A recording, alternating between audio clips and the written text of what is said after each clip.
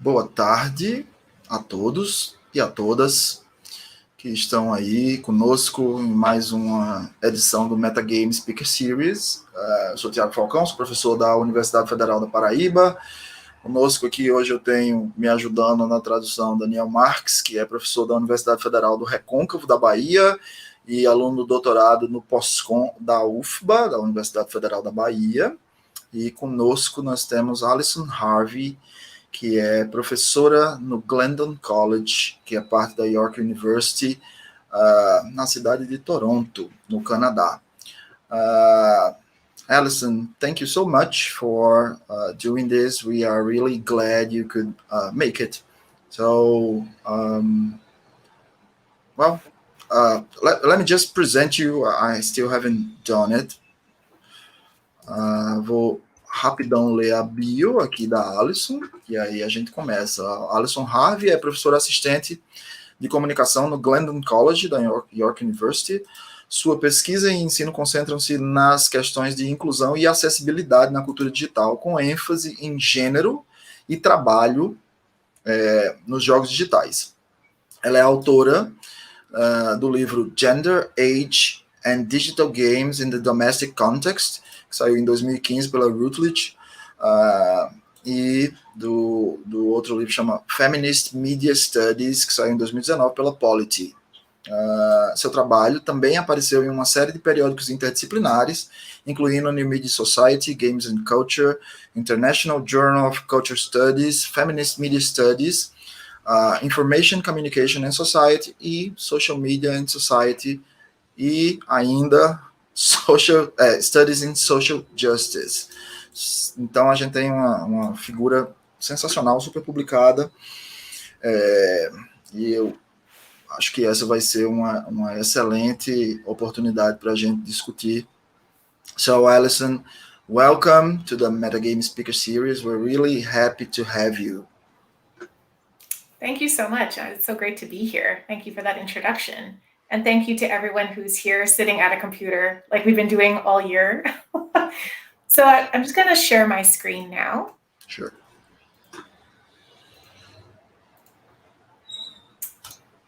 There we go. I remove me and Daniel. If you need us, you just have to call, and we'll come back once you're finished. Terrific. And hopefully the tech gods and goddesses are with us today. So as mentioned, my name is Alison Harvey, and I'm an assistant professor in communications at Glendon College, which is at York University in Canada. But today I'm talking about some research that I conducted actually in the United Kingdom between about 2017 and 2019. It's coming from a research project on specifically games higher education. And today I'm going to be focusing on the relationship between gender and labor in video games. But I would argue that what's happening in video games is often largely a metonym for what happens in kind of forms of creative work and technical work as well. So when I've talked about this work, I've heard from people who study coding schools and people who study the film industry that there's a lot of similarities there. So oftentimes when we're talking about video games, we're actually talking about things that are happening more largely as well. A lot of times happening in video games first, which is why I think they're really interesting to study. So in today's talk, I'm going to start off by giving some context, why I study formalized games education in UK universities. And then I'm going to talk about a particular line of direction that I took in analyzing my interviews. Particularly, I was focusing on female students and female instructors in this, because I was really interested in how they perform and negotiate gendered subjectivities in what are still quite masculinized spaces and cultures that are often focused on a very specific kind of work in video games. So work in the kind of AAA mainstream blockbuster games industry. What I want to show with this analysis is that we've heard a lot over many kind of decades now, this kind of call for greater inclusion and diversity in tech, like broadly, not just games, using this metaphor of the pipeline, right? So specifically a pipeline from education to work. But I think that this needs to be followed by a really close exploration of what getting in demands for women and girls in particular. Because what I found in games higher education and the women there is that the students and instructors revealed to me that they engage in a lot of effort and work and persistence just to belong. And what I really want to talk about today is what is the toll that those kind of calls for greater opportunities for participation can take on those that it's assumed to benefit. So I'm going to forward my slides, hopefully. Sorry. There you go.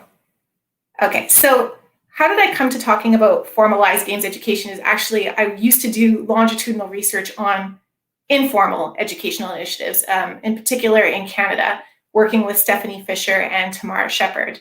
So we did feminist participatory action research projects with the Difference Engine Initiative in Toronto, as well as Dames Making Games in Toronto, now known as Damage Labs, and Pixels in Montreal. And what we were trying to do with that work by doing community partnerships was to intervene in exclusionary contexts of game development by creating spaces and opportunities for women to get into game making. So this research, it wasn't by itself. It is part of a much broader range of feminist and anti-racist and queer scholars, activists, designers, and artists that have been making interventions into games against exploitation and against exclusion, based on a lot of research that shows how that happens in various spaces. Jennifer Jensen and Suzanne de Castel refer to this kind of work as acts of creating equity. So they're often kind of utopian critiques and utopian reimaginings of what games can be. And these equity creation projects, what they're ultimately trying to do is reinscribe the technological subjectivities that are associated with digital gaming. But what's important to note is that this work hasn't been kind of unanimously welcomed or valued. So for instance, as you can see on the screen here, in particular, the broadening of the game's developer subject position wasn't one that was kind of seen as a universally valuable thing. So the kinds of activities that we're doing in DEI, DMG, and Pixels were kind of the subject of backlash in games culture. And that's not just unique to these initiatives. It's part of a wider cultural moment that responded to things like the broadening audiences of players associated with the kind of casual revolution, and increasing numbers of visible and vocal women in game development, in game critique, and in games journalism. So of course, the infamous Gamergate campaign originated in some disbelief on Reddit and other social media about the positive reviews that were given to Zoe Quinn's Depression Quest, and Zoe Quinn was one of the participants in the Difference Engine initiative. And what we saw there was variants on, that's not a real game, or anyone could make this. And that serves to construct the subjectivity of game making and the act of game making very, very narrowly. So this dismissive sentiment about the democratizing notion that everyone can make games circulated within Gamergate for sure, but also beyond it, as the pictured kind of screenshot from Gamma Sutra demonstrates. These are debates about legitimacy, ultimately. And what happens here is that a kind of category of game maker emerges that isn't just the indie game developer. It's like feminist and queer interventions are lesser, they're amateur, they're hobbyists, they're not really gaming. And what this does is it serves to devalue all but a few really high-tech game-making technologies and a very limited type of game text that you could develop. And through that, it also reaffirms a long-standing framing of both girls and women in games as lacking.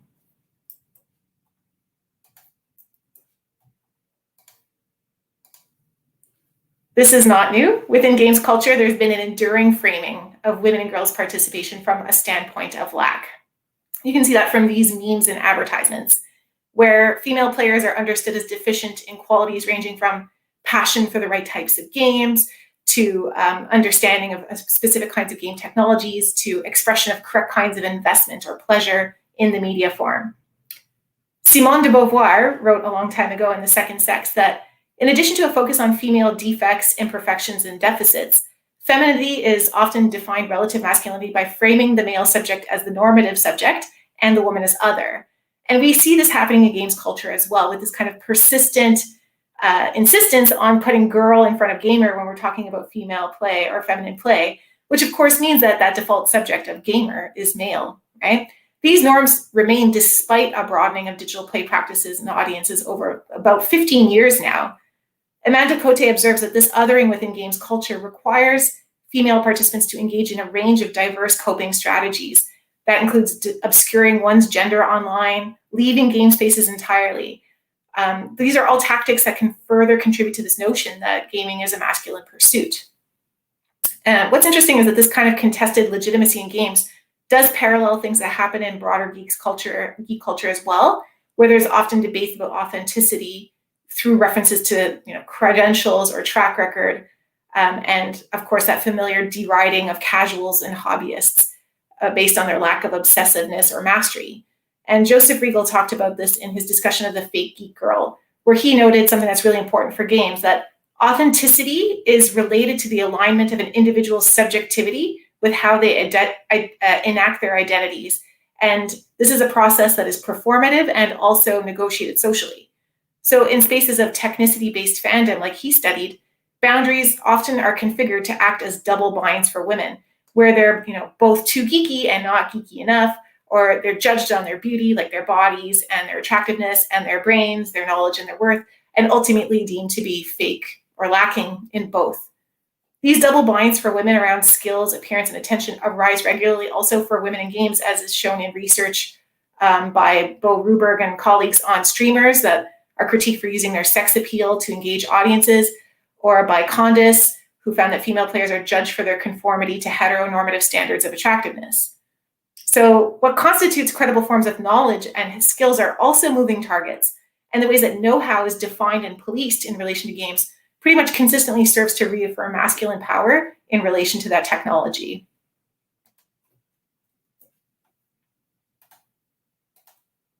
The gamer girl as a subject hasn't just come from games culture, though. It also comes very much from game-making contexts.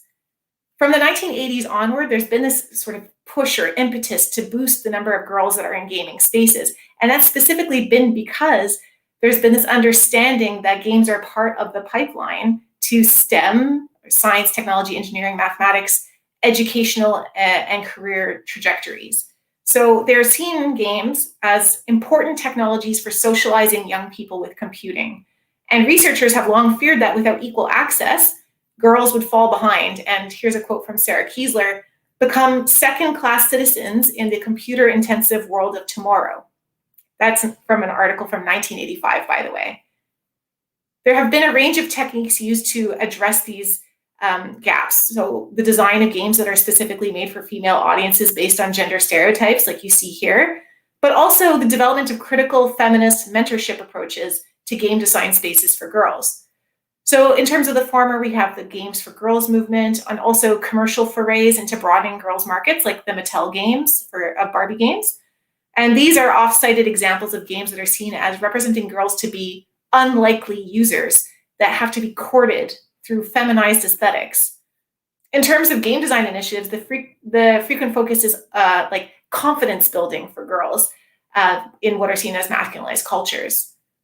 Gamer girls and girl game designers, these objects and initiatives tell us, are reluctant subjects that have to be interpolated through specialized and usually essentializing techniques, which is yet again another instantiation of women and girls as lacking. So when I began my study, I noted that there was a lot of discourse, popular discourse, policy discourse, and entity discourse that increasingly began to emphasize the importance or centrality of games higher education to address the gaps that I was working on when looking at informal education, which is greater inclusion.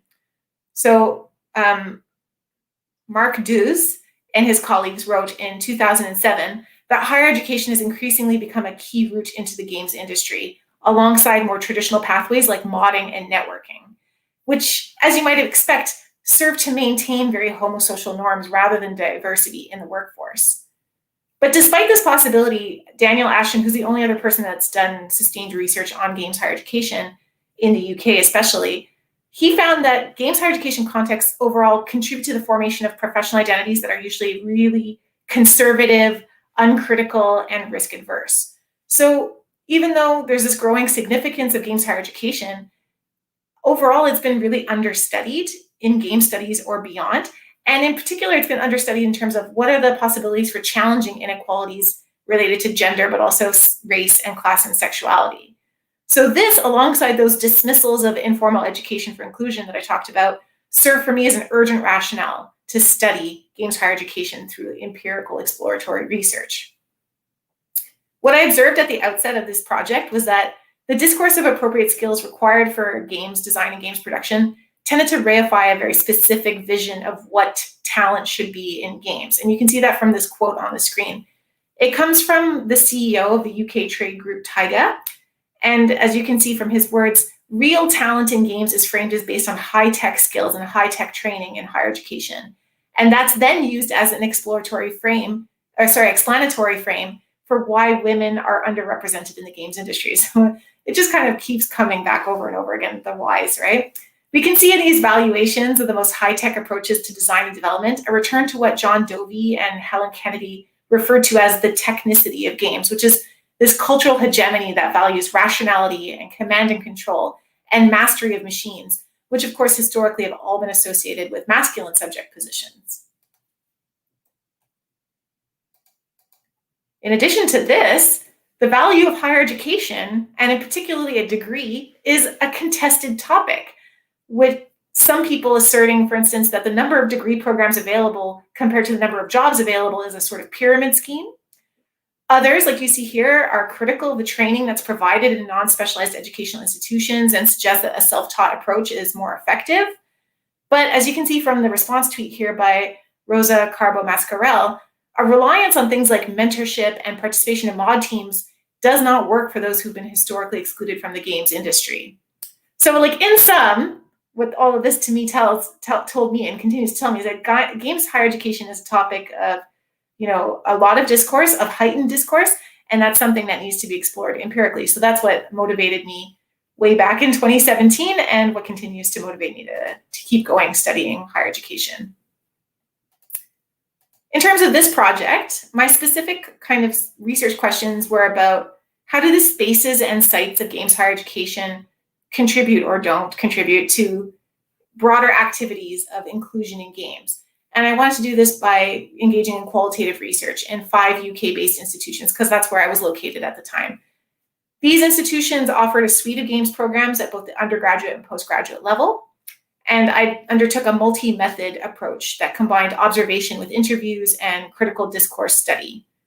I undertook 49 in-depth semi-structured interviews.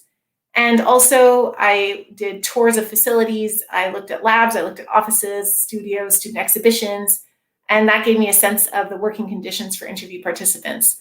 And those participants came from a diverse range of programs. There are a lot of programs in the UK. That was another reason to study the UK. There's like well over 100 different programs being offered. And even within these 5 institutions, there was a suite of programs in design and art and programming and technology and business and critical theory. And what was taught within those programs was very, very diverse across institutions.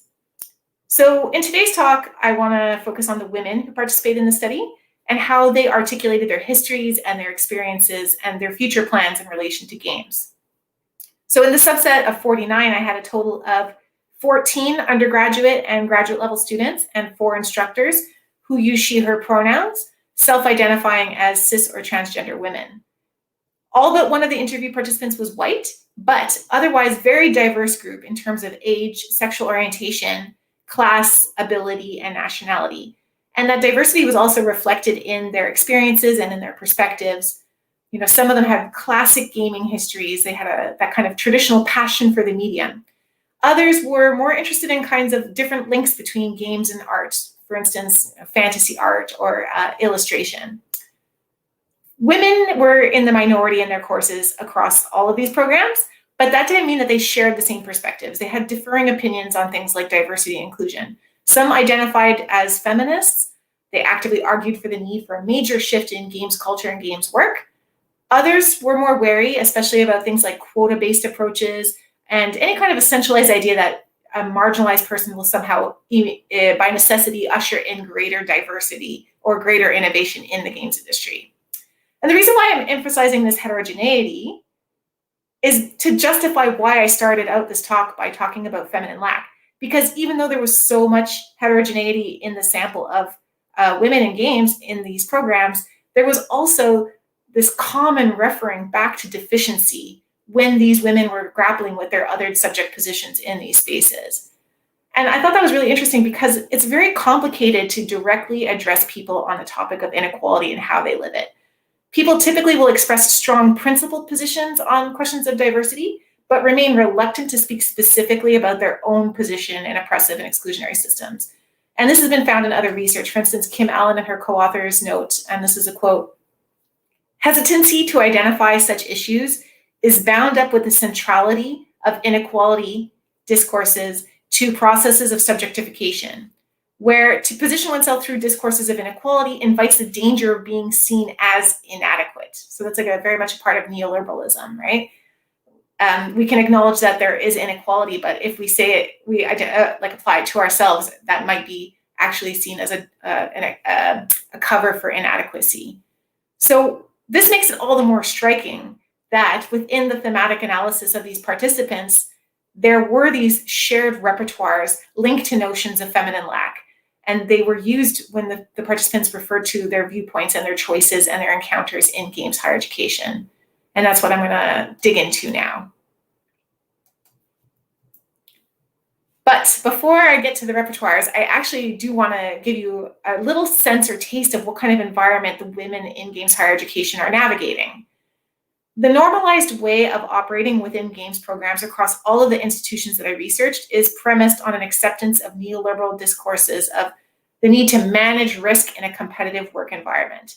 So students, by and large, are absolutely aware of precarity. They're aware of crunch, but that awareness does not translate necessarily to critique. They see it as inevitable a lot of the time at all levels of games work. And you can see from this quote on the screen that this is often expressed in really masculinized ways, right? As a kind of, I would say, a form of bravado that is not unique to games. It definitely mirrors other creative industry fields, as discussed by Kim Allen, who actually has an article with the word balls in the title. So this isn't the only student who was talking about being kicked in the balls. This serves as a form of affectively charged work readiness for the games industry. And Robin Johnson talks about how this is a kind of pervasive techno-masculinity, and there's variants on it, including a heroic masculinity that you can kind of see performed here. So while I'm not focusing on male interviewees today, I did want to show you this because I think it starts to tell you why it's not surprising that women in this study universally agree that games higher education and games work is male dominated. But there was a sense that things are shifting for the better. But regardless of this hope for improved futures, what my participants reveal is that fitting in requires a number of affective and practical strategies with accompanying sacrifices while negotiating work and study. And I want to talk about these coping strategies, and I want to note that they're not mutually exclusive, they're reinforcing. And what I want to follow is then to say that these have opportunity costs. It's not just about coping. It's like, what does coping then lead to? These negotiated tactics have opportunity costs. And I think it's important to look at what these costs are, because it starts to lead us to question the metaphor of the pipeline and why that metaphor doesn't work and why it hasn't been working and why we need to think of a new metaphor for thinking about the relationship between education and work when we're thinking about inclusion and diversity. Okay, so here we go with the female students. Overall in the program, that I studied, the five programs that I studied, cis and transgender women were clearly underrepresented, and therefore they deviated from the average student in their programs. Given that, it might not seem surprising that one of the kind of coping strategies that I found was exceptionalism, and that was a recurring narrative. In a range of ways, my participants articulated how being a feminine subject was out of alignment with the norm and therefore exceptional in games education. And that then entailed for them a range of strategies to bypass what is obviously very uncomfortable. Like being an outlier is not a comfortable position to be in. But what was surprising in exceptionalism was that the female students didn't talk about their place in games by comparing themselves to other female students. To other male students. They compared themselves to other female students. And that kind of exceptionalism took a number of forms, but what I wanted to give you this quote is to show it can also entail this sentiment of being able to cope with marginalization and experiences that are intimidating or uncomfortable for other girls, but not for that particular person. So this student, like several others, emphasized that her success was based on her work ethic and based on her abilities, but also her ability to stay on despite the challenges of being the only female in a cohort. And for this student, that was also in her computer science degree as well. So this positioning of exceptionalism is associated with an ability to cope with marginalization and experiences that might be uncomfortable for other girls, but not for this girl in particular. On the main, students are really reluctant to express what kinds of encounters they've had that might be uncomfortable or intimidating for other girls, but they would talk about them in general terms, what kinds of exclusion they'd seen in games programs. So let me give you a sense of what these students have to tolerate in these programs. Being talked over in team meetings, working in student groups that are known for evaluating the sexual attractiveness and availability of female peers, sitting in classroom discussions where people talked about how harassment claims were ruining the industry, how women are just innately deficient when it comes to technology, and so on. So these kinds of experiences require, for these students, highly individualized approaches to managing and modifying one's expectations, behaviors, and tolerance. But that runs two risks. First, this obviously can just serve to reaffirm exclusions in games by normalizing the need to adapt and cope with microaggressions as well as overtly toxic experiences. Second, they just reaffirm assumptions about feminine lack based on one's ability to manage masculinist norms, which is a perpetuation of hegemonic gaming subjectivities that is linked to the second strategy that I want to talk to you about.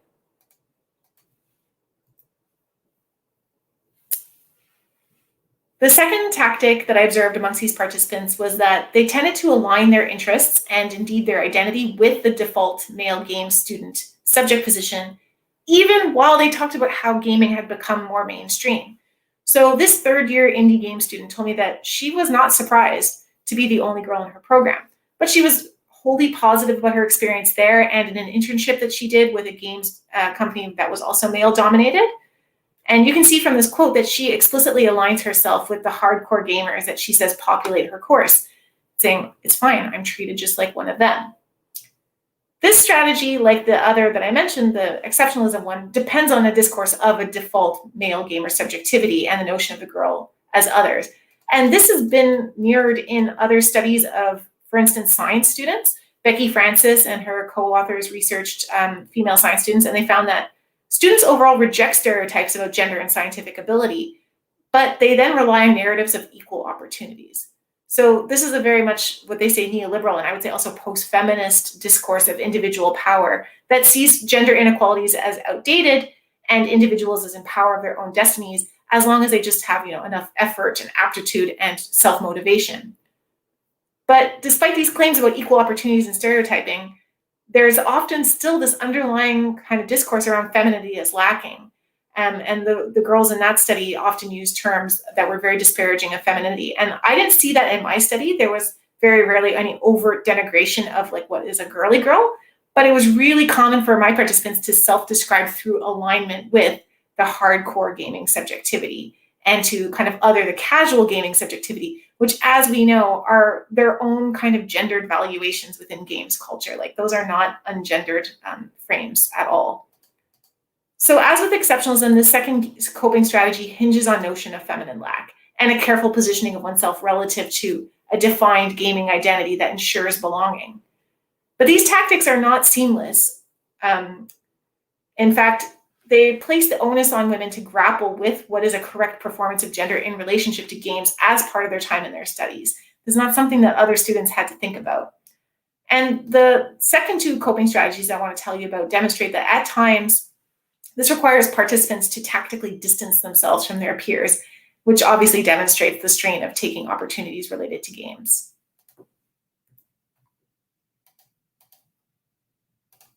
The third strategy I want to tell you about is less about an overt effort to fit in, but instead a strategic engagement that recognizes a lack of fit, which is what I call getting on with it.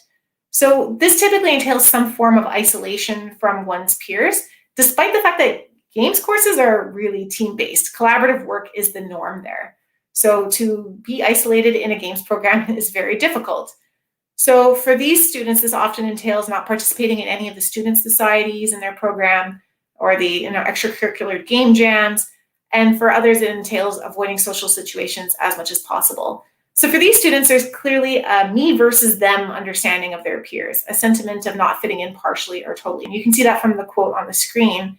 But also in the words of another game student who told me, I don't really have that much contact with other students outside of just asking them about work. I couldn't really comment too much on their culture, You can see the us versus them there very clearly. This coping strategy is framed as agentic resilience, based on personal strength and individual independence, rather than as a response to overt exclusion. What one MA student described to me as a fake it till you make it confidence kind of thing. But for some trans students, this strategy also entails not disclosing to their peers their gender identity or their pronouns, right? So one student had told me that she shared her pronouns with her parents, with her friends on Facebook, with all of her online gaming communities, but that she felt it was easier to avoid sharing with the other students in her games program to prevent negative comments. Another games writing student told me it was simpler to avoid lengthy conversations about pronouns and just getting on with it, saying, I'm just going to let it go. Let's just do the work. So it's important to note that for these individuals, asserting one's pronouns and name is the first step often to transitioning. So these approaches are not inconsequential for those students at all. These students really clearly articulate how the norms of games education spaces require them to obscure or isolate elements of their identity to cope. Self-regulation efforts that illustrate how the constraints of the presumed subject of gaming impacts on those who trouble them by dint of being other. But for some participants, these strategies become untenable, and it's this last tactic that I want to turn to now.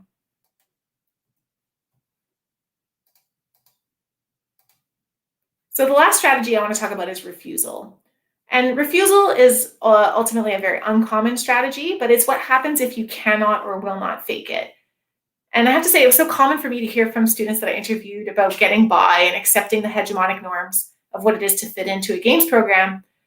And by the time I got to this student, I was equally horrified and relieved to hear about how she talked about her experience without any bravado. So she was really open about the kinds of pain that she'd experienced. You know, she referred to multiple experiences of being left out, of being an outsider, of not belonging, even literally being left outside. Those are her words when work groups were being formed. You can see from this quote that the student identifies as a girly girl, which is not something that other students used in their terms.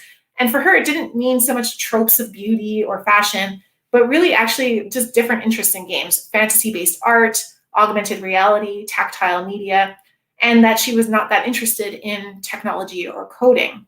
So what's really interesting about this student is that she was cited to me by other students and by her instructors as kind of exemplary in terms of creativity and unique approaches. So when I talked to her, it was quite a different story that she was telling about how her experience in the program had been really harsh and solitary. So how the student describes gamer girls was really articulated the norms, right? She said it's very much techno-masculinist, you know, being passionate about mainstream games and approaches to design, having strong technological abilities. And many of the students I talked to did engage in these kinds of gaming biographies that have those kinds of sentiments in them, passion and commitment and fandom that is often necessary to belong in games.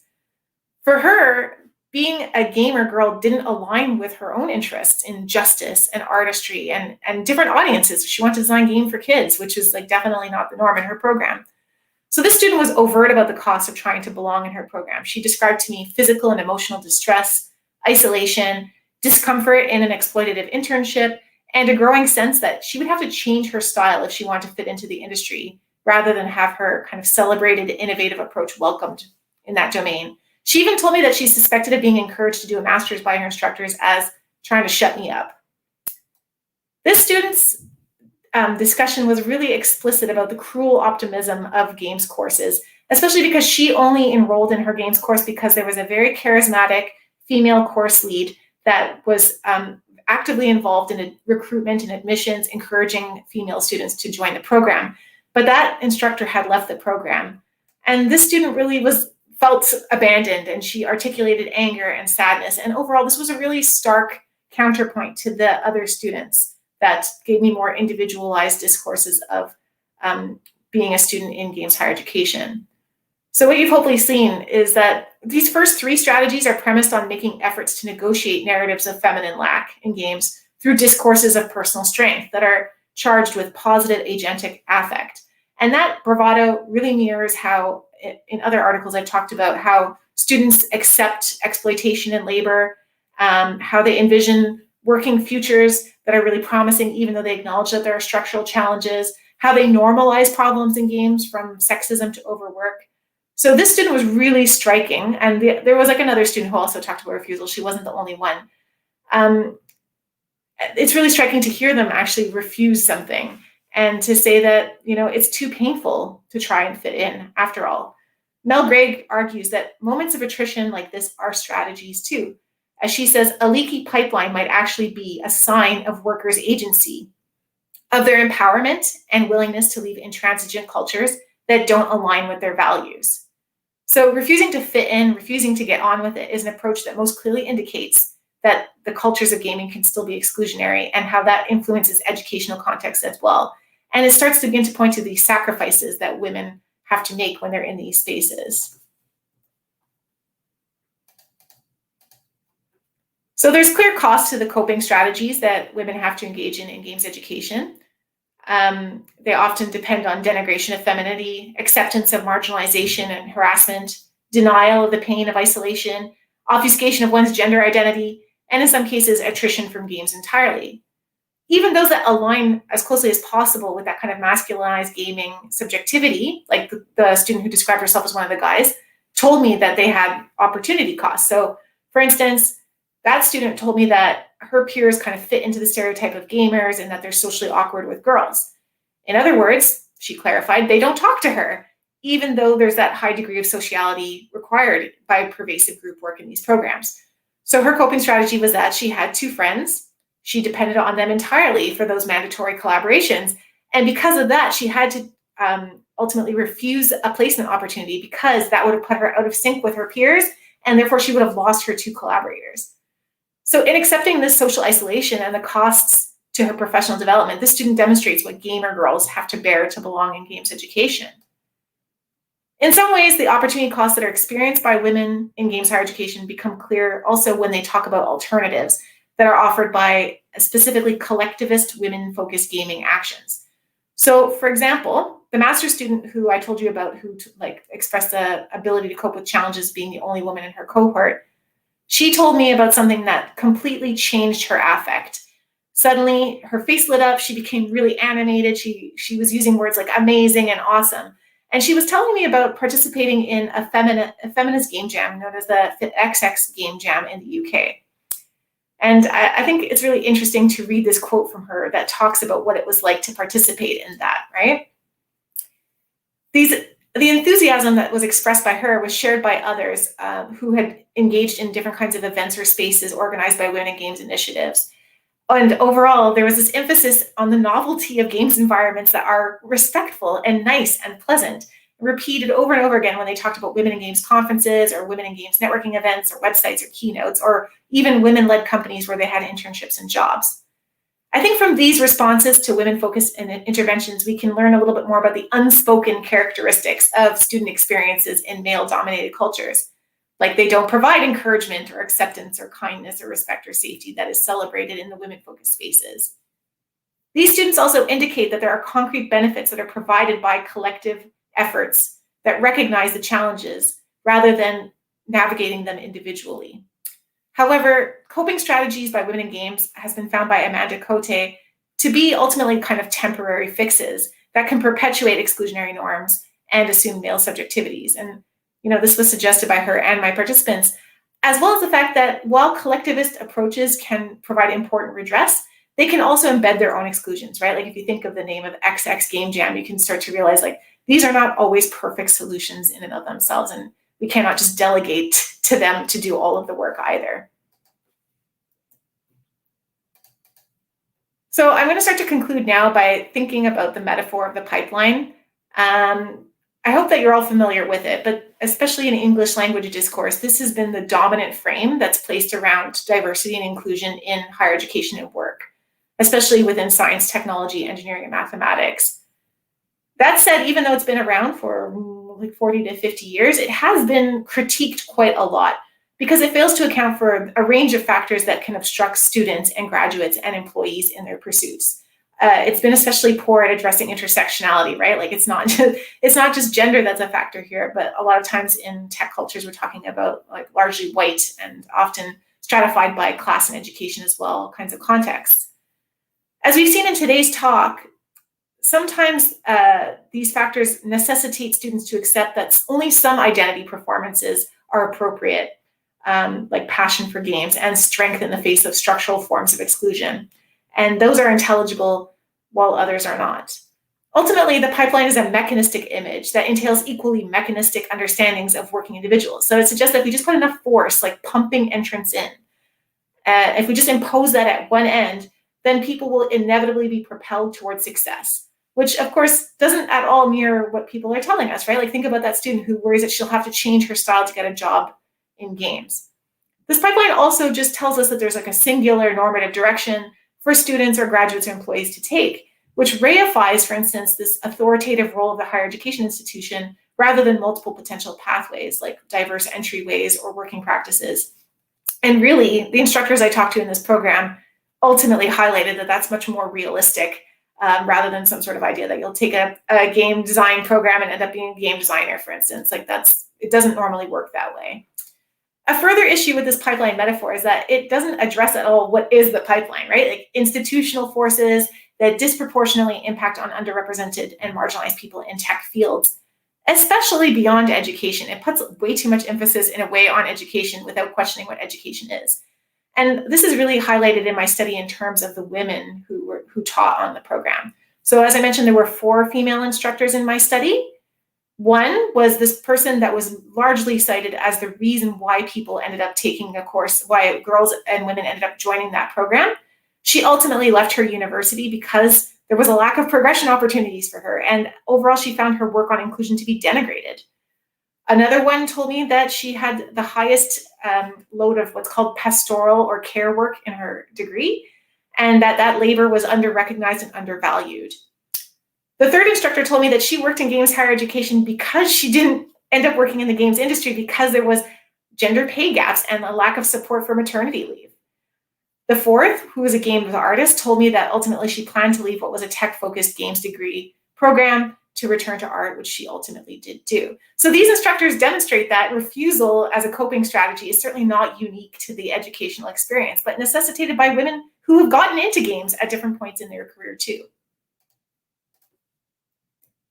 Another question for me about the pipeline is like, where is this pipeline of pain going? To what are we propelling students? And like we all know from studying games that prospects from the working world are not particularly promising, especially because most of the female students in my study came from art and indie degrees.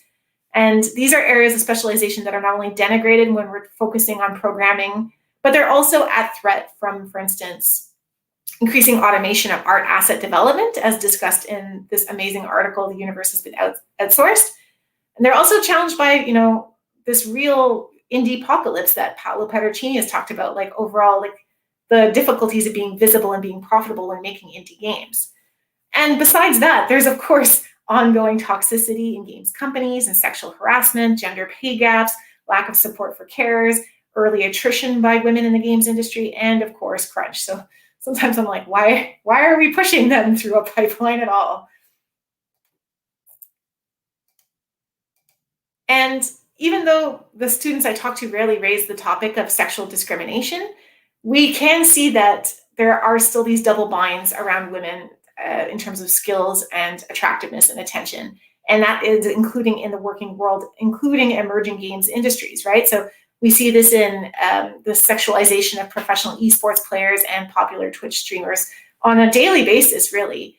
Emma Witkowski notes that the label of the girl gamer continues to circulate to this day in high-performance spaces and cultures of digital gaming, and it still continues to play a stigmatizing role that requires these women to negotiate and modulate how they present their embodied gender identities. So even though there's the sentiment of things are getting better, I have to admit that like looking at the working world makes me wonder why we continue to engage in inclusion work, try to continue getting girls and women to a sphere like this.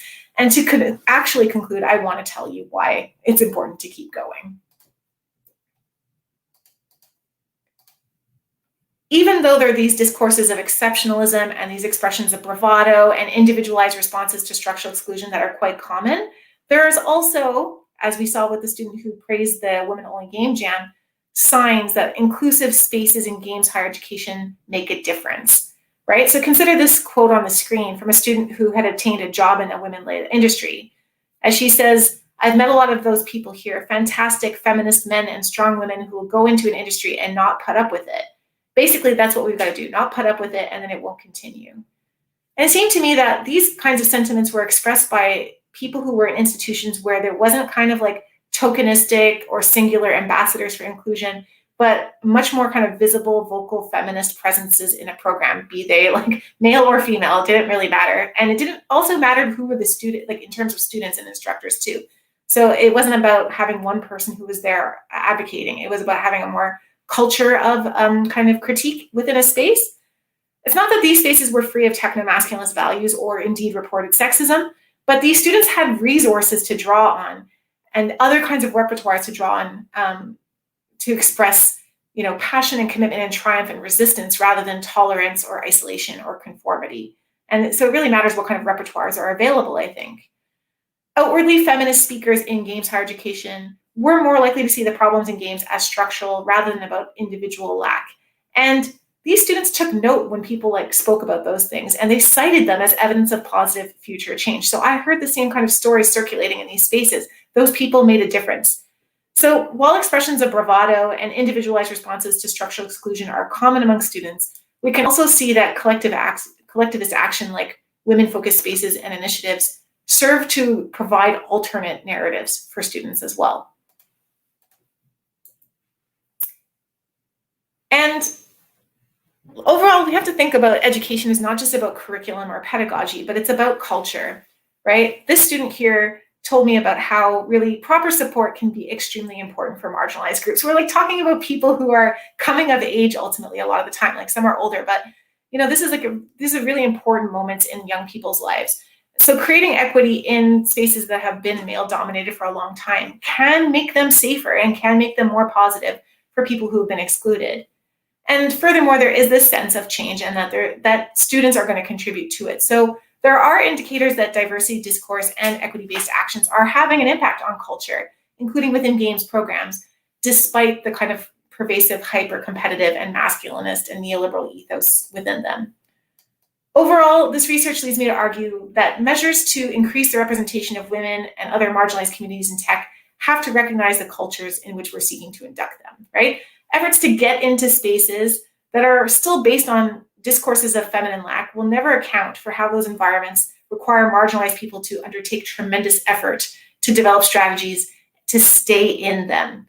And that leaves unchallenged the structures and maintains the structures that enable things like sexism and harassment and exploitation in games specifically, but also in tech more broadly.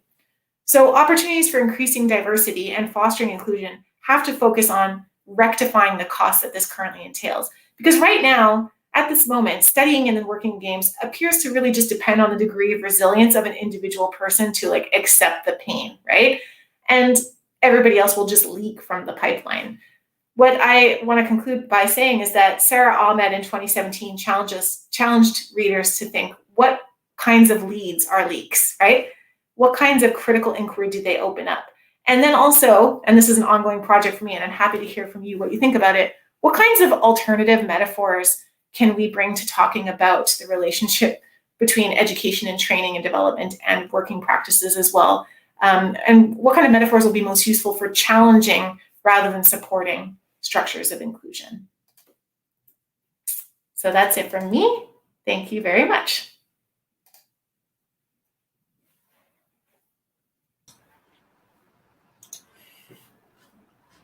Thank you, Alison. It was fabulous, really. There's a lot of things I would like to discuss. I'll just ask if Daniel wants to somehow start. If he doesn't, I'll do it. I'll just start by saying thank you, Alison, for the talk. It was truly amazing. I mean, it's interesting, after reading your paper, to be able to dive with more detail in the research work. I mean, I have several questions that I would love to ask you right now about how did you proceeded with the minutia of your research work. That I would love to bug you with the questions. But I want to ask you something a more broad question to start, if I may, Thiago. Is that okay? Sure. Okay. Just something real quick. Para o pessoal no chat, podem ficar à vontade para colocar perguntas, certo? Podem botar as perguntas em português, não tem problema nenhum, que a gente traduz para a Alison as perguntas, certo? E vice-versa também. Se vocês quiserem colocar em inglês, a gente traduz para vocês em português. Então, a gente vai tentar fazer o trabalho de tradução simultânea aqui. Okay, Alison. So I have like a broader interest in this like kind of enmeshing between creative industries and in tech industries, because like at some point you were talking about like how the gaming industry resembles the workings of the tech industry, but at the same time like you're talking about like creative industries as well. So it's curious for me how these two kinds of like industries intertwining in games. So this kind of like pipeline metaphor, I mean, how do you trace this pipeline metaphor? Is this something that is pervasive to creative industries more generally, media industries and whatnot, and in both with the tech industries, or do you see like this kind of ethos, as you put it, more closely related to one side or another? Like, how do you see the gaming industry between like this like crazy puzzle between tech bros and like creative industry like vultures and whatever? You know what I mean? Like, if you could like address this relationship more, I mean, if you could address this problem, I would love to hear more about it. Absolutely. And thank you for just a second. Sorry. Just a sec. So let me translate it to Portuguese. Okay, I was going to say thank you for doing that. Ok. Então, pessoal, desculpa, eu quase me esqueci aqui de traduzir. Então, eu agradeci a Alison pela fala, foi espetacular. Eu coloquei aqui no chat também, para quem não viu, alguns dos artigos que ela publicou nos últimos anos que tratam diretamente desse tema. Então, ela tem um trabalho bem profícuo sobre essa questão. E eu perguntei para ela um pouco sobre como ela vê essa relação entre indústrias da tecnologia, que é uma coisa que ela citou na fala dela, e indústrias criativas. Então, como é que ela posiciona a indústria dos games e esses problemas que ela trata nesse, digamos assim, quebra-cabeça que é a relação da indústria de games com as indústrias criativas e com as indústrias da tecnologia, né? Que é uma coisa que tem aparecido aqui bastante, né, nas últimas palestras do Speaker Series, com os outros conferencistas também. Okay, Alison, you have the floor. Thank you for translating. That's a lot of work. Yeah, and I talk fast. I'm sorry about that. No problem. So for me, that observation really traces back to Nick Dyer Witherford et al., like from, is that like 2004 or something like that, Digital Play, right? Where they really did us all a favor in game studies by arguing that in many ways, games industry provides like a strong indicator for creative and tech industries in terms of trends in development, but also in marketing as well.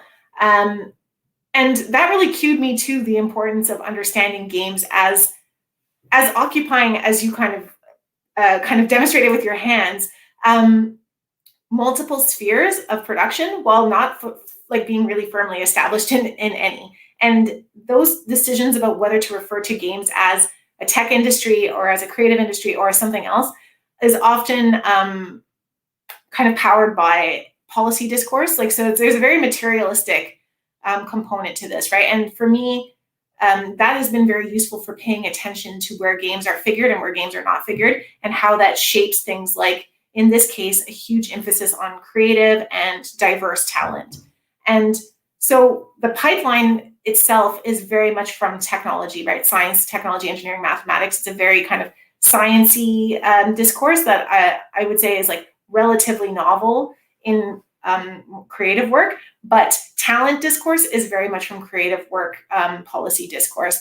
And both of these things are equally significant when you start looking at lobby groups, when you start looking at industry groups and what kinds of discourse they're pulling on. They are messy by definition because I think games, as we probably all know, have yet to be accepted as a something in many places, right? Like they're not seen as well, if you start to look for funding as a game developer, for instance, you can have a lot of trouble knowing where to go, right? Like where are games seen as like legible for projects in terms of funding and like arts funding or in other spaces. Sometimes they're included and sometimes they're not. Sometimes they're screen media and sometimes they're not. So by like for survival reasons, I have found that games advocates tend to be extremely wily and ninja-like in terms of where they position themselves. And for research, I think that's what we need to do. We need to like be hyper aware of like that kind of material and discursive kind of framework that is the context for the research that we're doing, right? Like, so these students have no idea necessarily what kind of figures they represent in policy discourse. Probably they don't, right? Like they have no, but talent discourse is extremely heightened, extremely important. It opens up money, it opens up initiatives, it opens up programs. And on the other hand, pipeline discourse is really important for making legible these organizations and the work they do. And that's part of what motivates me, is like to talk to people that are the subjects of discourse without having any sense of like what their lives are like and like what they're doing and what's like the reality of that experience. And so students are like, they're embedded in both of these things that are coming from both, on the one hand, creative industries, and on the other hand, STEM. And it's yet again an example of how games is like more of a Venn diagram, no, not a Venn diagram. Like, what is it called? Those circles? Is it Venn? Yeah, you know what I mean? Yeah, I think so, but I have no idea whatsoever. I'm not like a diagrams person. You know, the overlapping circles. It's very enmeshed. Yeah. So I don't know if that answers your question, but I guess it's like for anybody who's researching games, especially if you're like looking at like the lived realities of anybody in games, I think it's like really important to look at the kinds of narratives that surround those activities and like what ones are unlocking particular kinds of power and flows of money and resource. And for me, it's very much both of those that's at work here. Okay, thank you so much. Let me just like try to translate like the main points of your answer to the chat. Então, bom, a Alison falou bastante, eu vou tentar trazer os pontos principais da resposta dela. Ela, enfim, ela reconhece que a indústria dos jogos ela está nesse entre lugar aí entre a questão da indústria da tecnologia e as indústrias criativas, e ela vê uma bifurcação quando se fala mais relacionado a questões de financiamento e de desenvolvimento de políticas, né? Existe esse discurso do talento, da coisa do talento, de você atrair profissionais talentosos, etc., que é uma coisa historicamente mais próxima das indústrias criativas, e ao mesmo tempo você tem essa metáfora do pipeline, né, que é a metáfora do... Como é que traduz pipeline? Encanamento. É a metáfora do encanamento mais relacionada à indústria da tecnologia, né, das ciências duras, digamos assim, e ela ver esse tensionamento ser mais materializado quando a gente está falando sobre questões relacionadas à policy, né, a políticas e a briga por recursos, né? Então, de onde é que vem o financiamento para o desenvolvimento desses jogos, para o desenvolvimento desses espaços de formação, e que é interessante porque é uma coisa que a gente vê um pouco, eu não sei se você quer comentar um pouco sobre isso, Thiago, mas é uma coisa que a gente vê aqui um pouco no Brasil, assim, quando a gente ainda tinha editais de financiamento de projetos e coisas dessa natureza, como games ficava sempre num meio lugar aí entre editais de financiamento de cultura, editais ou coisas relacionadas a ciência e tecnologia, né? Então isso, ela ilustra um pouco desse ponto aqui. Não, é isso. Só para dar esse help, assim, ela fala que existem dois pipelines mesmo, né? Um que vem da STEM, que é Science, Technology, alguma coisa em Mathematics. What does the E stand for? In STEM? Engenharia, né? Ciência, tecnologia, engenharia e matemática. Então, isso que Daniel falou, uma questão das ciências mais duras, mas que existe também um pipeline, de alguma forma, dentro da indústria dos games, voltado para essa parte criativa, que é isso, né, que Daniel falou, que eles dois se relacionam de forma muito forte e que aparecem muito na questão do financiamento. O que me chama a atenção, na verdade, e eu vou voltar para fazer uma pergunta para ela, mas o que me chama a atenção nessa conversa toda é o fato de que a gente está falando de um pipeline e a comparação com a indústria nacional ela é assim, irremediável, né? Lógico, a gente vai pensar na indústria, enfim, no que pode ser dito como indústria nacional, mas essa metáfora ela se quebra completamente, né? Talvez por causa da nossa experiência. da nossa experiência enquanto Brasil mesmo. Então, a gente não tem ensino, porque a gente não tem indústria, porque a gente não... Enfim, os financiamentos, eles são muito mais, vamos dizer assim, independentes, e eu estou falando de independência no sentido que eles são pontuais, pronto, é isso, pontuais, do que funcionaram para fomentar a indústria. Essa que é a questão para mim, né? Por mais que a gente tenha cursos. Deixa eu interpelar ela com isso, né? Alison, I was just following up on your reply to Daniel, and he actually brought it up about the Brazilian industry of video games, which there's not. There's no industry of video games in Brazil. There are a bunch, and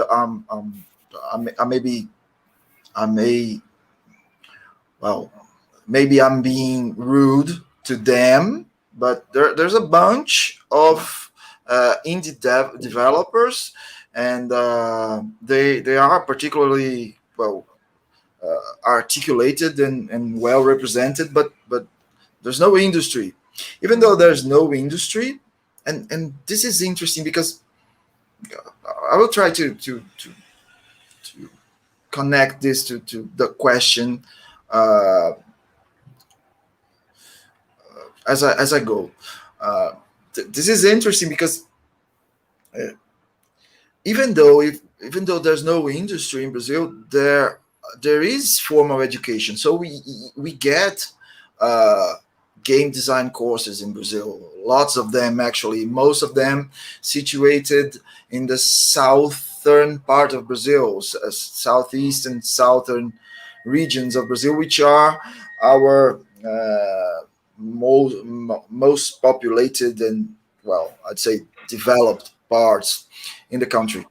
And most of these indie developers, I don't know the question. The question I would like answered, maybe no. Certainly you can't answer because it would be where are these people who are getting this formal education working nowadays? I don't know. I have no idea. There's no census of that, but that's beside the point. But I want to get to the point. Most of these indie developers, they are very, I guess I would call them progressive in the cultural politic way of being progressive. So many of them, they demonstrate much of the ethos you just talked to us about.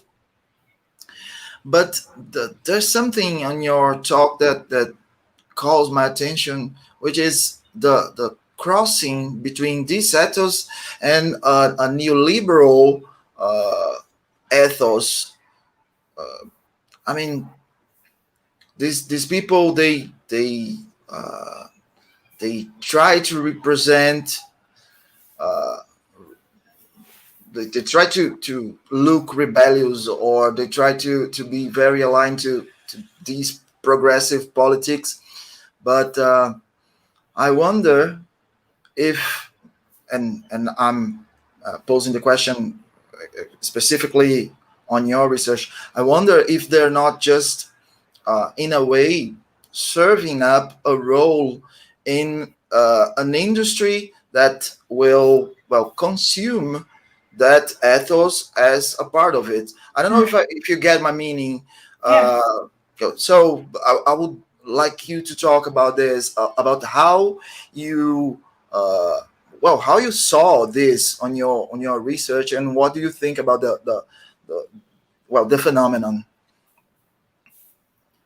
Daniel, did you want to translate that, or? Eu posso traduzir. Então, minha gente, a minha pergunta é, eu estava falando da coisa da indústria nacional, né? Porque a indústria nacional é uma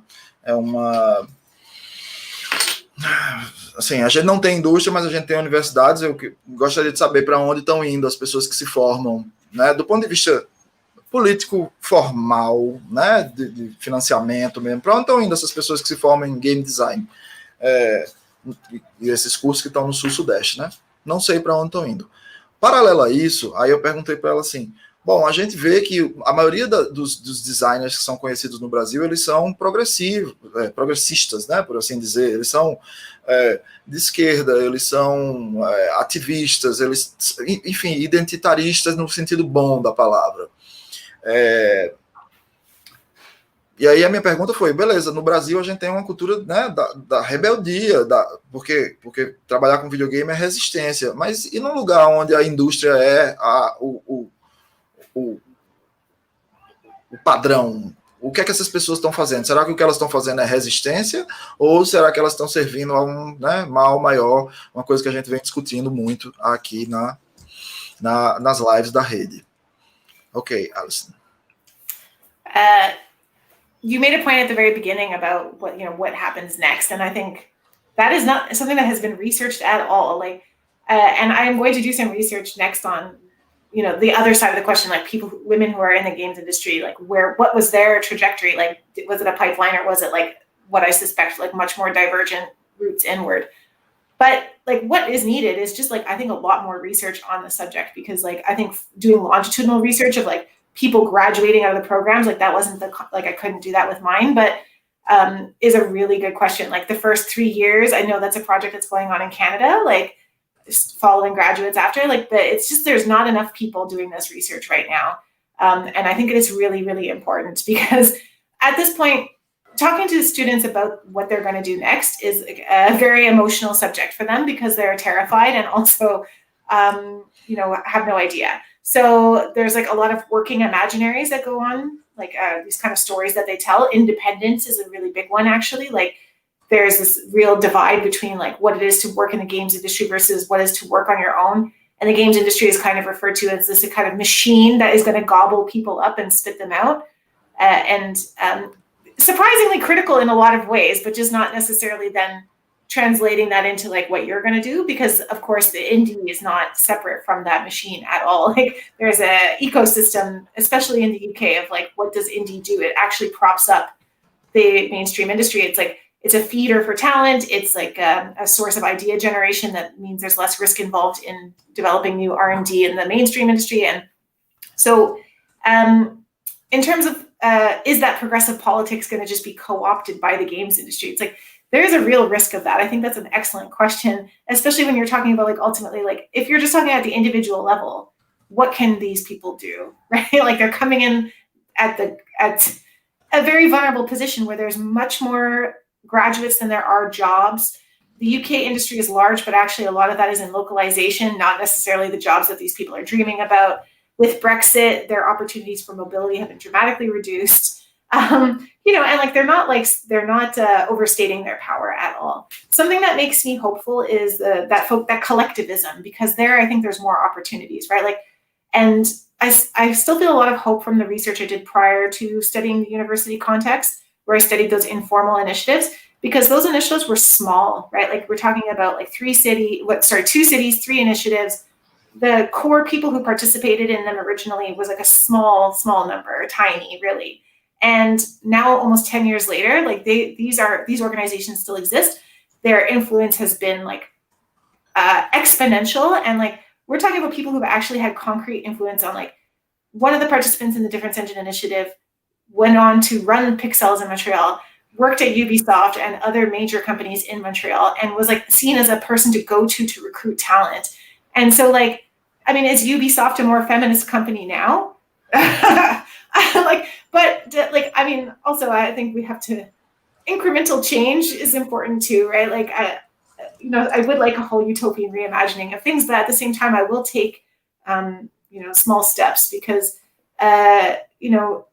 these are interesting jobs to have is the other thing. It's like, and I think what's interesting to see is like, how far can women get? Like, because the other metaphor is of course the glass ceiling that I think is really important, right? Like at what point will getting in be limited, to not leadership roles? But overall, I don't have the answer to your question. I think there is good reason to be asking those questions. And I would love for more people to be doing that research as well.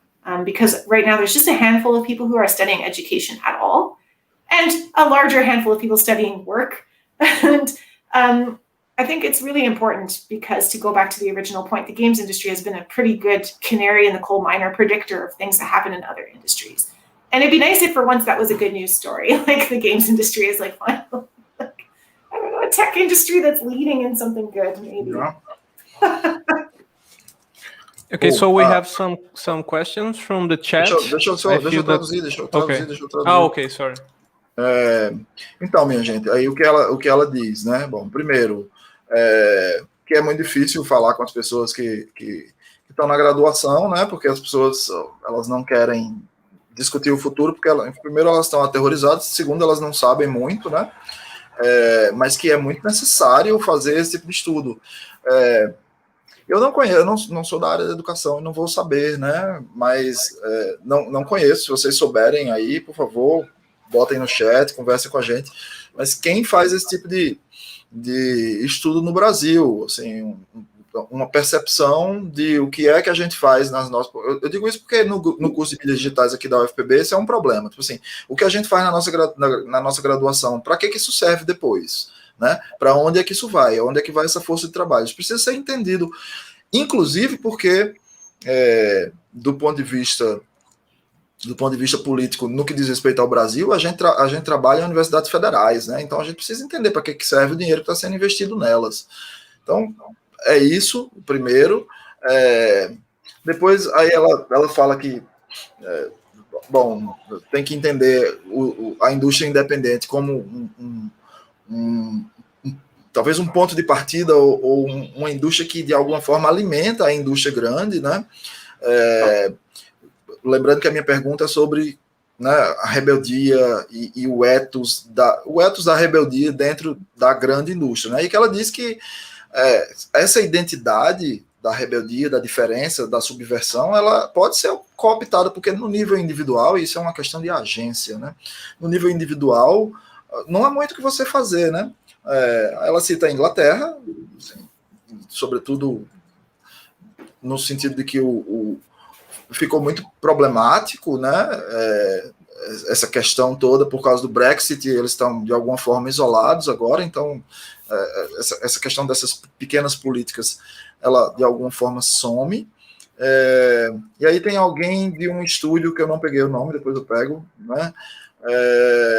Que trabalhou muito tempo, nessa indústria indie, depois foi para Montreal, trabalhou na Ubisoft, trabalhou em outras empresas grandes, virou um caçador de talentos, uma mulher, e aí ela pergunta assim no final, tipo, será que a Ubisoft é mais feminista agora por causa disso? E aí ela termina dizendo assim, bom, de qualquer forma, esses jobs são interessantes, né? Daniel, deixa eu só fazer um follow-up da pergunta aqui, aí a gente chega no chat. Seja breve. Eu vou ser. So, Alison, I have a follow-up because your response it activates in some way what Eric Buluti discussed with us here, because he discussed this affective side of the labor in video games industry. So, and I have to connect that with a more feminist approach to ask you about, well, if you in some way you notice that on your research, do you think the women in these undergrad courses, they display the same, how does Bullitt puts it, it's this dream, I think that's the word. Do they display this dreaming capacity about this dreaming thing about the game industry, or do they approach it more clearly, wanting to do something they are really interested? I mean, do you know how do I? Well, go on. Yeah, I'm so jealous that you got to hear Ergen speak. I think his work is incredible, and his new book is really, really good. Yeah. I think this is another example of games being like a place that we saw something growing that is now pretty pervasive everywhere, which is the like do what you love, affective connection to labor that becomes very important under neoliberalism, in particular for dealing with increasing precarity, increasing exploitation, because it's like, what will, like, of course you'll accept those challenges and those sacrifices and those costs, because otherwise you're a failure. And like, what are you going to do? Not what you love. And in some ways it's like almost ritualistic now. And of course in games, it has a particular pattern around passion for games, I think, in particular, right? Like, I just love games so much. And in reality, making games is like much less fun than playing them. And some people in the first year of their programs get a real reality check and check out. But then for some people, that like mastery, that kind of challenge, that like crunching at the computer, it appeals to the same part of them. And that kind of discourse is very prevalent amongst female and male students. It is definitely a lifeblood kind of discourse within games programs that in other places I've written about being really, really challenging for dealing with problems in games, because it just becomes like nothing will stop me from doing what I love. Like, even death, you know what I mean? Like, even an industry that will kill me, that will chew me up and spit me out at 36, nothing will stop me. And like, that is very much a shared repertoire. I think the only people who didn't say it were like the kind of really the two students that articulated Refusal. One of them, Refusal, was like from a different perspective. Like, she was just like, the games industry has to become more inclusive or I won't work there. Like, it has to be a better place to be. But this student was just like, this is horrible. It doesn't love me back. And she was like one of the only people. Like, I think there was a couple of male students who were like, you know what, I'm going to go into doing simulation design in like banking and construction, and that will pay a lot more money. But that's extremely rare, like, for students to be, I don't know, like a little bit more like, work is work and I'll go where I'm going to be paid better. Like, that affective connection to labor is so pervasive. And I think it's increasingly spreading in other places. And you can hear it even in like students who are studying other things, who are doing like content for streaming or influencing and stuff like that. Like, there is so much free entrepreneurial labor going on in young people, and it's so affective. And I think the games industry was like a real predictor of that way of talking about work a long time ago. Like, Mia Consalvo was writing about it, 13 years, like ages ago. Yeah, absolutely. Cool. Let me translate it real quick. Então, eu perguntei, seguindo na discussão do Bullet, né, sobre o afeto na indústria dos videogames, eu perguntei para ela se ela percebe a mesma coisa, assim, porque ele fala, a gente entende que essas comunidades, elas são, né, permeadas por essa ideia de tecnomasculinidade, e você percebe que elas são muito masculinas mesmo. E aí eu perguntei para ela se ela via isso também nas meninas que ela entrevistou, né? Porque o estudo dela se posicionou particularmente, entrevistou todo mundo, mas se posicionou particularmente sobre as mulheres, e ela disse que é a mesma coisa, cara. As mulheres que estão nas universidades, elas também estão absolutamente apaixonadas, e elas também seguem a mesma ideia afetiva, né? Do trabalho afetivo, de eu vou fazer isso no matter what, de qualquer forma, enfim, por qualquer meio necessário. Paralelo a isso, é isso. Ela disse que isso aí enfim, que a indústria dos videogames, ela é um excelente preditor de coisas que vão acontecer nas indústrias como um todo. E, por fim, que esse padrão é um padrão quase ritualístico, assim. É muito raro ver alguém na graduação, ela fala de um cara que diz assim, vou fazer simulação para banco que dá mais dinheiro, mas isso é muito raro. Você vê alguém na graduação de videogame que está mais interessado em ganhar dinheiro do que realmente fazer videogames. As pessoas estão apaixonadas mesmo e querem fazer videogames. So I will pass to Daniel and he will read some questions from the chat. Okay, so we have a few questions, Alison, so I will go through them one at a time. So the first one from Ivan Musa, one of our fellow researchers from our research team. Thiago, se você puder colocar na tela. Sure. so he asked. So he wrote in English. So you can read it on the screen, Alison, please.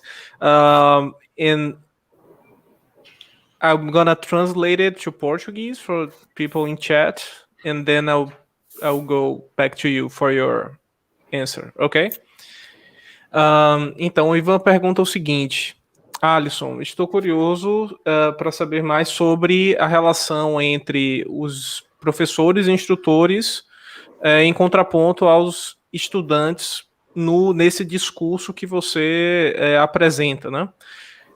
Ivan quer saber como é que esses dois lados se comparam e quanto dessa cultura sexista e neoliberal é de responsabilidade dos professores e dos currículos desses cursos. So I'm gonna go, Alison. I'm gonna let you answer that, and then we can go to the other questions afterwards. Is that okay? Sure. Thanks, Ivan, for your question. So I might have mentioned at the very beginning that the 5 institutions were radically different from each other. And I think I have not written anything about the instructors really because there were very, very different kind of teaching at different institutions. So there was a real difference in terms of the discourses that circulate and the curriculum that's developed between the programs where there's people coming in from the games industry versus programs, and these exist, that have been developed because game development, game design, games programs are incredibly lucrative for universities. And so they have plunked in professors and instructors that don't come from the games industry to teach games, and then hired, kind of support over time. So like, for instance, one program that I'm thinking of, it was really started by someone who was coming from the fine arts. And that's very different from another program that I'm thinking of that like it is led by and primarily instructed by people who are working in the game, continue to work in the games industry, or that have like recently left the games industry. And that has a huge influence on the way that games are taught and the kinds of discourses that circulate in those spaces, as you might imagine. But I think what I want to like really share with you here is how deeply critical most of the instructors are. Like there are some exceptions in those programs that I would say are like extremely professionalized and like that probably are more reflective of what it's like to work in the games industry for students. In terms of like those ones that are pulling instructors that come from game studies, that come from the fine arts, that come from humanities and social sciences, they are absolutely circulating critical discourse. However, when it comes to the design of programs, they are all focused very much on employability, right? Like whatever employability means is very divergent as well, ranging from like, we're going to teach you how to write a CV, to we're going to help you develop a portfolio, to we're going to teach you very specific skills and specific programs or specific hardware. There's not a lot of symmetry in terms of what that means, but the ethos is the same in that way. It's like students come into these programs because they want jobs, so we have to train them to be job ready. And that in itself can be a very limiting thing, because it's like, yes, we're teaching them about crunch, or we're teaching them about the overwork, we're teaching them about the problems of the games industry, but they still want to work there, so we got to help them get ready. And I think that's like a real important tension, because it's like, what can you do? It's a little bit like, I guess, any of us teaching students, right? It's like we can critique capitalism, but we know that people are living in it. So while the students are very well versed most of the time in critical discussions, like it's not like they've never heard of crunch or something like that. They're still by and large, but like we got to get on with it because we want to get a job.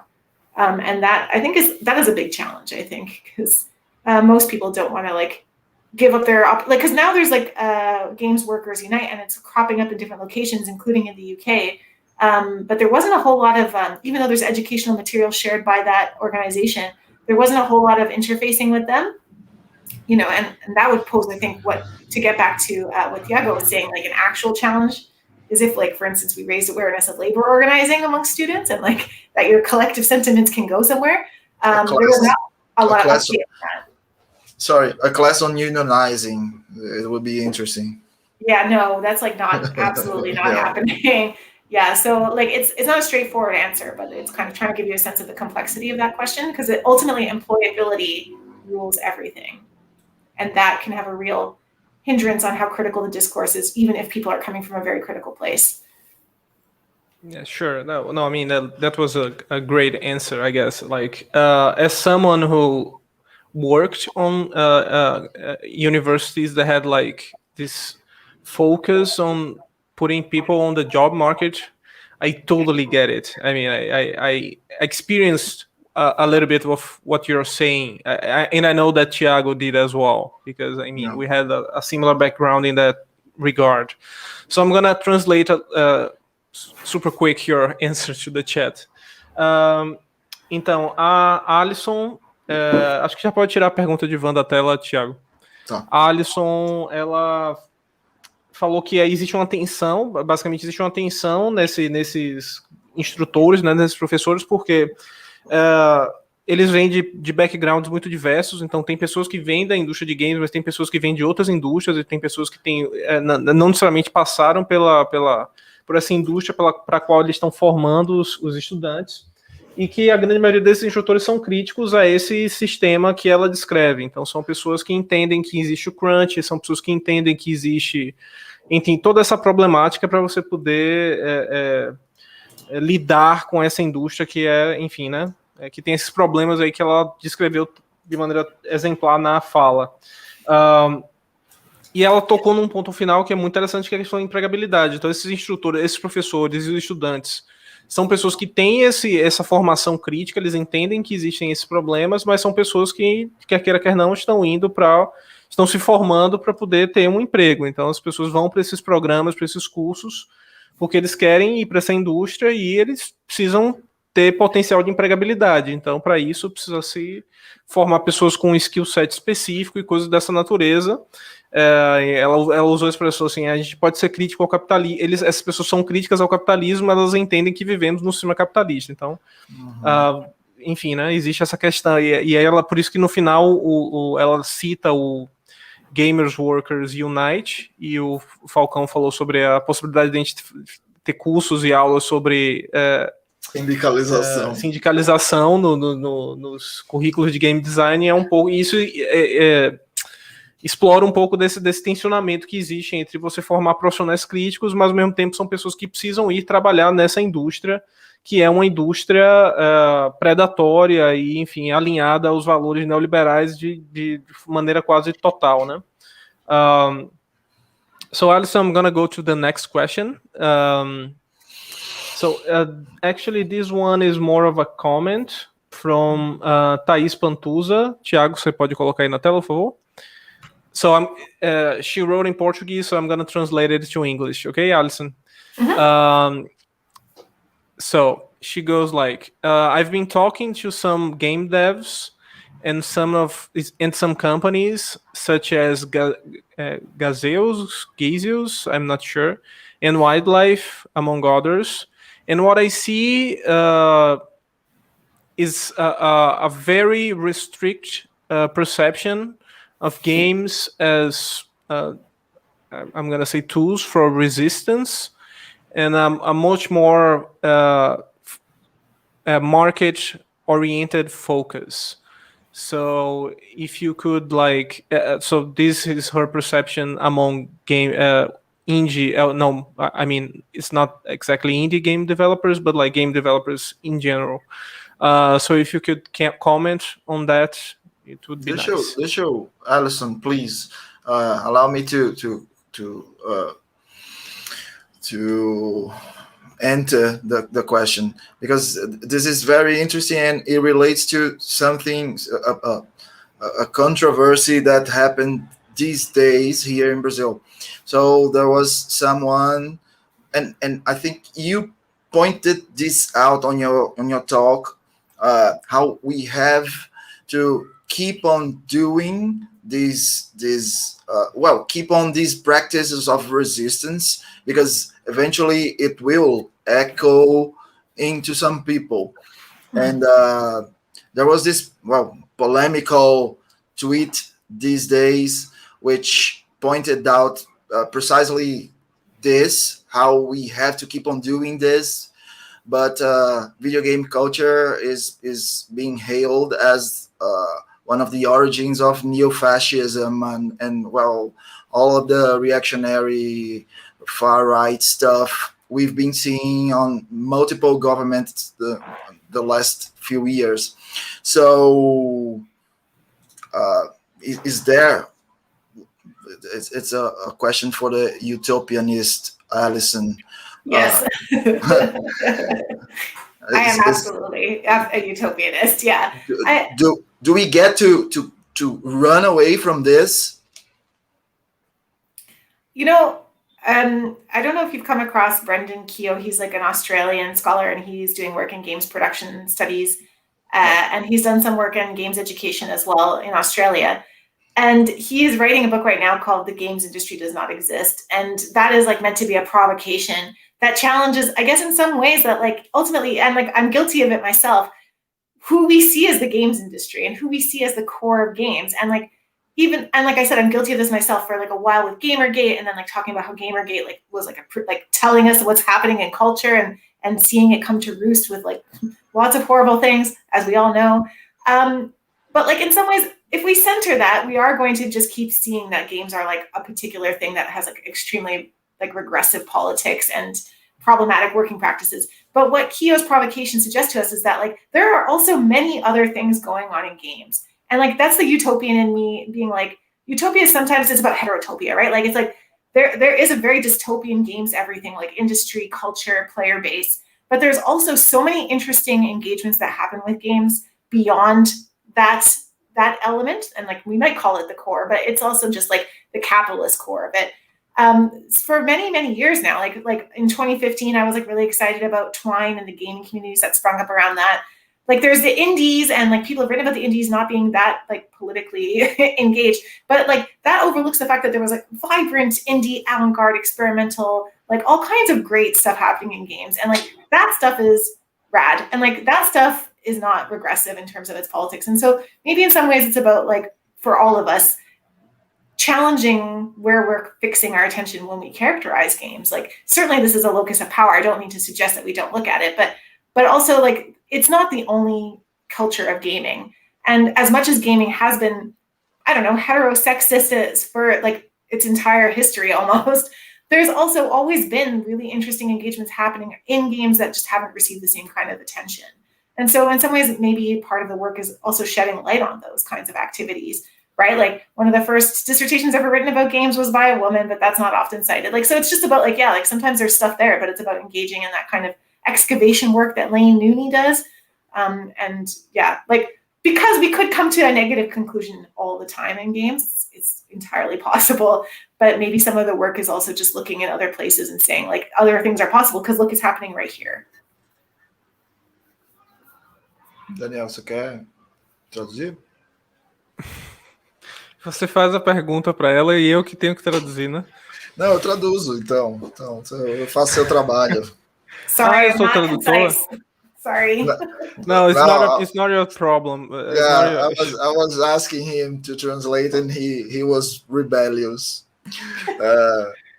Então, minha gente, o que ela disse é que, bom, resumindo, né, é que a gente olha as coisas no lugar errado também, né, e que todas essas, enfim, práticas de resistência, acho que a gente fala muito disso, né, nas nossas lives, essas práticas de resistência, elas existem, elas estão acontecendo em alguns lugares, e a gente precisa também encontrar elas nesses lugares, né? Aí ela fala assim, e isso é importante, eu não quero sugerir que não é para olhar para a dimensão do reacionarismo, da direita, do poder, né? Ela fala do poder, ela não falou da direita, não. Assim, eu não quero sugerir que não é para olhar para o poder, mas se a gente só olha para o poder, a gente vai chegar sempre em respostas negativas, e sempre vai ser o lugar. E aí o que a gente aprende é que sempre é uma coisa que não existe, sobretudo nas ciências sociais, né? Nem sempre, nem nunca. Então, a gente precisa entender enfim, o Daniel gosta de falar das pequenas materialidades e como elas geram, né, realidades específicas. Então, a resposta dela com a minha breve interpretação segue nesse sentido, que eu acho que endereça muito bem o excelente comentário da Thaís. Certamente que esse fenômeno existe, e é ele que bota gasolina, né, que abastece a forma como a indústria de videogames gera os gamers, ou a cultura gamer de forma mais ampla. Então, no Nito ali diz, entender que a realidade é complexa. Exatamente. Eu queria aproveitar para ir para a pergunta dele, Thiago, se você puder colocar aqui no Claro, claro. Não, Okay, essa não. Alison, we have another question. Essa sim. I guess this one is probably the last one. I mean, we don't want to like take too much of your time already. You're It's a probably pleasure. you're so nice. So I'm gonna translate it to English. Nunito is asking if you could like come up with some examples of debates or discussions that you find to be that you would consider useful to be had in these spaces. I mean, I guess he's referring to education. I mean, like programs and whatnot. Um, that would be helpful to demystify game design as a craft for passion. So what kind of like how can we I guess it's something like how can we address this idea of like working with game design as you put it effective labor, and how can we help like students and like young people to better understand like the harsh reality of this kind of labor in this kind of industry.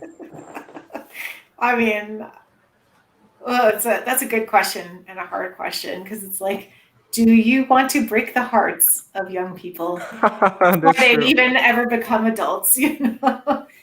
And also, like, I mean, I'm a media and communications. That's where I teach, so I don't teach game design myself. But a lot of times, like what I'm teaching is about, the difficulties of structures and systems that students will encounter when they're working, and that often has no like it doesn't change what they think about working at all because they're like, I would like to have a job because I want to not like live with my parents forever. So this is a really hard question because in some ways, like even when there's critical discourse available, it doesn't necessarily change one's individual perspective on what you're going to do. And I think that's true for academics, right? Like, I don't know about you guys, but I was like told a lot, like there's no jobs in academia. And I was like, yes, I know. And I'm just going to keep going anyway. So I think this is like a really tricky one. Maybe it's like not so much about teaching people about the industry as more like trying to influence like their resilience and their approach now so that like by the time they get into the industry, they have like kind of critical or you kind of useful toolkits, right? Like, so in some ways, this collaborative work that they do, like it is kind of a nice basis for thinking of oneself as a collectivity, but it often doesn't then extend to, like we talked about, like labor organizing or anything. But a previous question that Ivan asked makes me like, I want to bring that into this question, which is that like you can model good practices in a working environment in a curriculum. And like, that's something that was missing. Like when I heard these stories about these groups that went around, like that were known for like being predatory on female students, when I heard about like the fact that the James Damore memo from Google about women not being good at tech was a topic of conversation in the class that didn't get shut down, I was like, as educators, at least we have a responsibility to model safe spaces and like, I don't know, like identify, like be like, what, we have to have a code of conduct in these working spaces because like, otherwise if you're going to bring that into the workforce, you're going to get sued for sexual harassment. So like, that's something that we can model as employability as well. Like there are things that you can do, like not just like a kind of teaching moment in the classroom, but like modeling good behavior that like sometimes was like surprisingly lacking. And I guess it's because at university, we think they're adults, so they have to manage themselves. But like plainly, like we are all still learning how to like manage ourselves, like not just 19-year-olds at university. Like we still hear about bad things happening at games events with adults. So like those were some things that I was a bit surprised that there wasn't a little bit more oversight into. But like not too sure about the like passion for work, and I would love to hear if other people have ideas about that because I myself need that recommendation for teaching because I'm also teaching media professionals that I'm not sure if they like think of these critical lessons for themselves. But that is a very good and hard question, Nunito. Thank you. Yeah, and I guess like just a quick follow up. I guess like this ties back with your when you're talking about the technicity of games, like the technicity of like the default subject of the male gamer. You know what I mean? Like, I guess this kind of like soft skills, in a way, they are not valuable. They are not a valuable skill set, I guess, for the industry generally speaking. You know what I mean? Like, so when you're talking about like modeling safe spaces or modeling good practices in academia, this doesn't necessarily translate as something that like the HR rep from like Ubisoft or whatever AAA company is gonna be looking for. You know what I mean? Like, so I guess when they bring in working professionals from the games industry, they don't bring in the HR reps. That's true. Kind of talk. But, you know, I went to an event it was an industry education event, and I wrote down every time soft skills were mentioned, and I had 4 pages of my notebook filled. This is what the industry actually says that they need is more soft skills.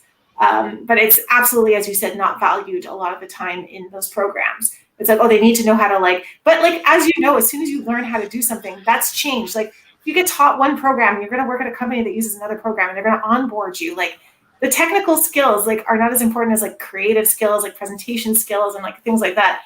But there's like a real mystification around the tech that leaves aside all of the other things that are very important for working in the games industry. So maybe that's the answer. It's like a much more robust and holistic approach to working lives that is maybe not captured in these particular kinds of discourses.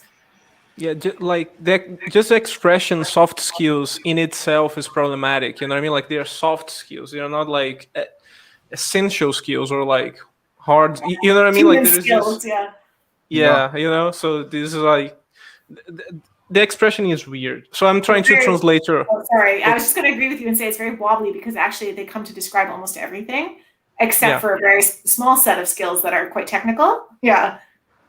Just like how to be a functional human being, you know what I mean? Ok, então vou traduzir a resposta dela. Então, ela agradeceu bastante, disse que é uma pergunta bem instigante. E ela acabou fazendo um reenquadramento da pergunta, ao invés de tratar dessa questão de como a gente abordar essa relação do game design com paixão, de que maneira a formação desses profissionais pode ser pautada e incorporar no currículo determinadas práticas e a modelagem de determinados comportamentos que são que podem contribuir para a construção de uma indústria melhor, né? Então ela fala de um toolkit que essas pessoas podem obter na sua formação que seja capaz de produzir profissionais que, ao ir para essa indústria, podem produzir um efeito positivo nessa indústria, né? Então, boas práticas relacionadas a esse tipo de coisa podem ser incorporadas nos currículos e como os educadores podem modelar esses espaços safe spaces, né? Esses espaços seguros, modelar esses comportamentos também que ajudem esses profissionais de formação a entender como é que enfim, né, que não necessariamente só para você obter sucesso na indústria dos games, você precisa só necessariamente ser o melhor programador, o melhor 3D artist e o que for, mas que necessariamente você precisa passar por essa... E aí depois eu fiz uma pergunta para ela sobre essa discrepância que existe entre a maneira como essas empresas dizem valorizar muito isso que a gente chama de soft skills, né? Essas habilidades de relacionamento, de lidar com equipes, inteligência emocional, etc. Mas como na verdade isso aí acaba sendo só uma questão, mais uma cortina de fumaça discursiva para, enfim, no final das contas eles querem as pessoas que entreguem no crunch mesmo a coisa, né? Uhum. E ela fez um comentário interessante falando que ela esteve em um evento era um evento que tinha representante da indústria e que ela anotou num caderno todas as vezes que a palavra soft skill a expressão soft skill era dita, e ela tinha 4 páginas de marcações no caderno. Então, é uma coisa que aparece muito no discurso, mas não necessariamente isso se traduz para a prática na indústria. Uhum. Quer adicionar algo, Thiago? Não, eu acho que não. Acho que é isso, né? Você tira o comentário da tela, por favor? Vou tirar. So, I think that's it. That wraps up. We want to thank you really greatly for you being here. Thank you so much for being able to do this. It's really important for us. I've been stressing this with all the other participants of this speaker series. We are really grateful for you people to being able to share some of the scholarship that seldom comes to Brazil, especially, and you stress this on your talk. Video games are still looking for a place among the well, they are sort of this odd child, right? Because they are not really